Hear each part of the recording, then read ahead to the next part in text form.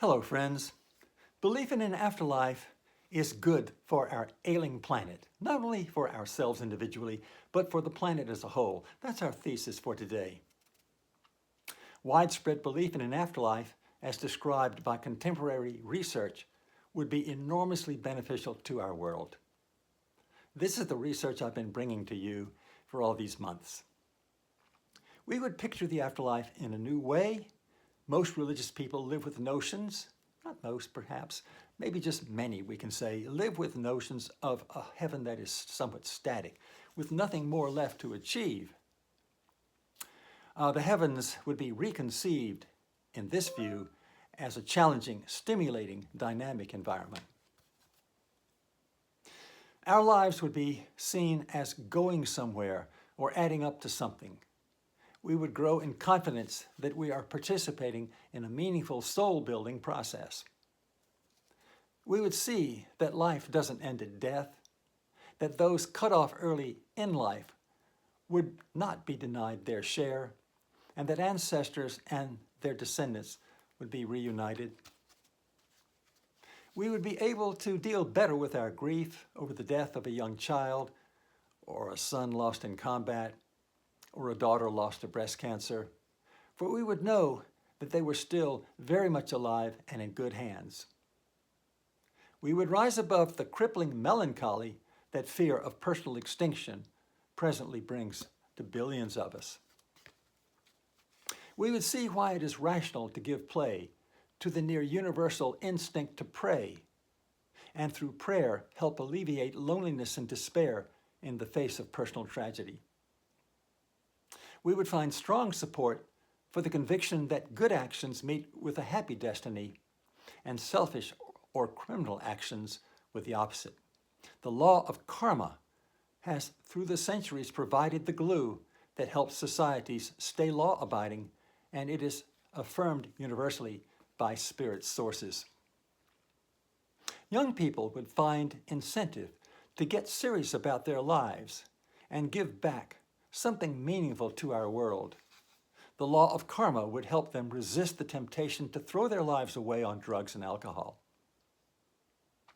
The current epidemic of suicide, especially among middle-aged males, would probably be abated by considerations of its karmic consequences, and in any case would be less likely to occur in the first place in a better, happier world.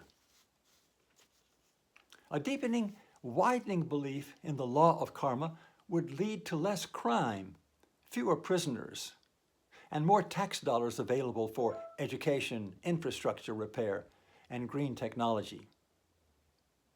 A deepening, widening belief in a plausible, attractive afterlife would discourage those near death from taking heroic measures to extend their lives a few more weeks and waste all of their savings because they believed nothing followed. A deepening, widening belief in a plausible, attractive afterlife would discourage rampant greed and encourage a spirituality of compassion. More billionaires would join Warren Buffett's Billionaire Club, and the enormous contrast between the wealthy and the impoverished of the world would be attenuated. Consumption of the world's resources would be reduced as people came to see that this isn't their only chance at happiness. Racism and sexism would gradually diminish as society began to get used to identifying persons by their character or by their souls, which have no color or sex. Gay and transgendered persons would find rational accounts in spirit literature for their orientations that in no way cast them as inferior. The worldview unveiled here would uplift women, since the Creator or divine source, or God, would not be defined by his male sexuality. Those grieving the loss of loved ones frequently report visits from the deceased, but fear criticism from an uncomprehending world. A science that verticalizes our world would authenticate these visions, these visits, and bring relief, even joy to the bereaved. Fundamentalist religion will lose much of its appeal as the more spacious, inclusive worldviews opened up by this research replaced the divisive ideologies of bad religion. Resorting to war based on these ideologies would wane and world peace become more achievable. Certain forms of mental illness would be properly diagnosed as having a spiritual cause and would be appropriately treated. This treatment would bring relief to thousands of patients presently locked up in mental institutions and given up on, and to their families.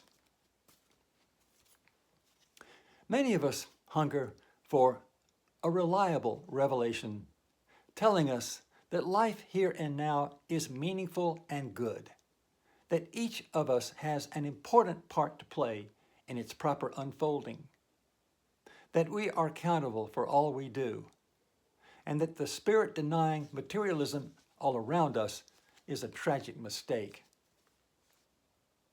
The world ahead, unlike ours, is fascinating and fair.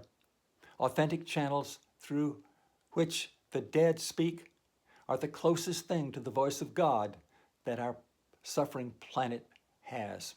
Meanwhile, be a force for good in this world. I'm Stafford Betty, the Afterlife Professor. Good evening.